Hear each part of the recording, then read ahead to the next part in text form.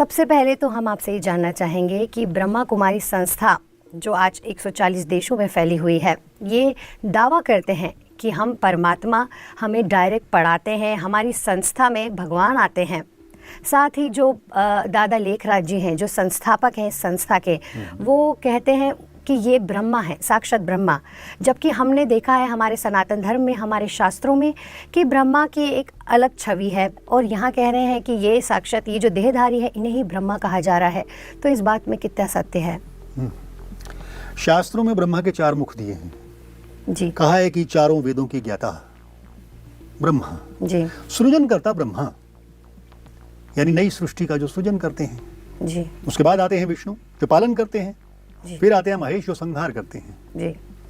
अब यहाँ पर दादा लेखराज जी को ब्रह्मा कहना ये कहाँ तक उचित है? जी। ये एक लोगों के मन में बात बैठी हुई है कि ऐसा कैसे हो सकता है। जी। आप देखें कि कोई भी चीज का सृजन करने वाले को हम ब्रह्मा कहते हैं। बिल्कुल। अब इस समय कलयुगी सृष्टि में, यहाँ कलयुग में रोजाना बम फट रहे हैं, जी। धरती में भूस्खलन हो रहे हैं, पहाड़ दरक रहे हैं। जब बरसात होती है तो इतनी बरसात होती है कि पहाड़ दरकते हैं और गांव के गांव बह जाते हैं। जी। लड़ाइयाँ चल रही हैं 2 देशों में, अलग अलग देशों में लड़ाइयाँ चल रही हैं। तो इससे क्या होता है? विनाश हो रहा है। जी। ये विनाश बाबा ने यानी दादा लेखराज ने देखा, उसका साक्षात्कार किया। जी। ऊपर से आग बरस रही है, धरती फट रही है, समुद्र का पानी लीलता चला जा रहा है, सब कुछ समाप्त हो रहा है। विनाश लीला को उन्होंने प्रत्यक्ष देखा। अब देखने के बाद उनका मन विचलित हो गया। जी।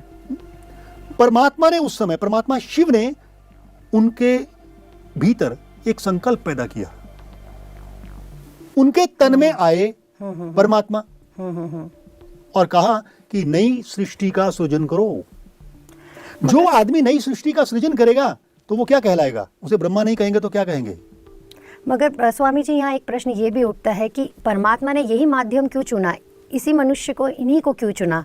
और भी किसी को चुन सकते थे। सृष्टि पे इतनी करोड़ों आत्माएं हैं। बिल्कुल है।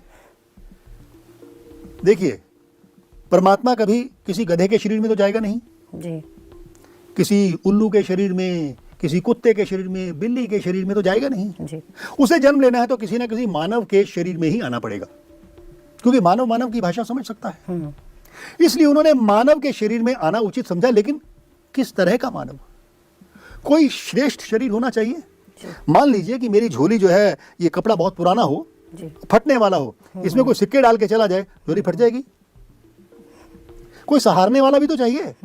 उस आत्मा को सहन करने के लिए कौन सा शरीर चाहिए? तो उन्होंने, इनके पिता खूब चंद कृपलानी जी, जो कि स्वयं एक अध्यापक भी थे, उनके इस बेटे को चुना कि ये व्यक्ति स्वयं के अंदर गुणों की खान है और इस शरीर को मुझे धारण करना चाहिए। अब आपके घर में कोई मेहमान आए तो आप उसे कहाँ बैठाते हैं? कहाँ बैठाते हैं? ड्राइंग रूम में, या सीधा बेडरूम में ले जाते हैं, या सीधा बाथरूम में ले जाते हैं उसे? जी। अच्छी जगह पे ही तो बैठाएंगे ना।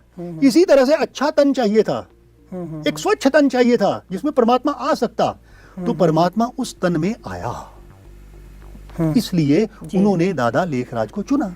जी। जी। तो इसमें ठीक है, कोई दूसरा तन अच्छा मिलता तो वो चुनते, लेकिन सबसे अच्छा तन यही मिला तो यही चुना उन्होंने।